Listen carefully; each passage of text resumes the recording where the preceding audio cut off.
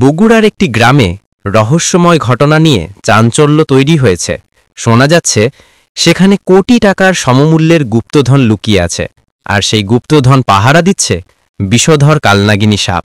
স্থানীয়দের বিশ্বাস, বহু বছর আগে ধনীরা তাদের সোনাদানা, মূল্যবান অলংকার কিংবা নগদ অর্থ মাটির নিচে লুকিয়ে রেখেছিল। সেই ধনের রক্ষক হিসেবে জন্ম নিয়েছে এই কালনাগিনী। গ্রামবাসীর অনেকে দাবি করেন, ধনের অবস্থান বোঝা গেলেও কেউ কাছে যাওয়ার সাহস করে না, কারণ এই কালনাগিনী শুধু ভয়ঙ্করই নয়, বরং অদ্ভুত ক্ষমতা সম্পন্ন।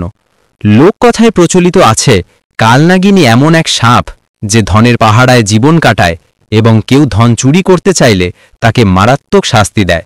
প্রজন্ম থেকে প্রজন্ম ধরে গল্প ছড়িয়ে আসছে যে এই ধন রাতের অন্ধকারে নীলাভ আলো ছড়ায়।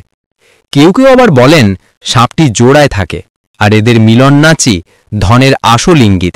এ কারণে গ্রামের বয়োজ্যেষ্ঠরা পরামর্শ দেন এই গুপ্তধন স্পর্শ করা উচিত নয়, বরং এটিকে প্রকৃতির এক রহস্য হিসেবেই রেখে দেওয়া ভালো। লোকবিশ্বাসের পাশাপাশি বাস্তবতাও আছে। অনেক সময় শোনা যায় প্রত্নতাত্ত্বিক বা ঐতিহাসিক নিদর্শন হিসেবে এই ধরনের গুপ্তধন আসলেই থাকতে পারে, কিন্তু বিষধর সাপের কারণে কেউ সেই রহস্য উন্মোচনে এগোয় না। এই ঘটনাকে ঘিরে এলাকায় এক ধরনের ভয় ও কৌতূহল ছড়িয়ে পড়েছে। কেউ এটাকে সত্যি বলে মানছে, কেউ আবার লোককথার অংশ বলেই উড়িয়ে দিচ্ছে। তবে একথা ঠিক যে রহস্যময় কালনাগিনী আর গুপ্তধনের এই গল্প মানুষকে আজও মুগ্ধ করে রেখেছে।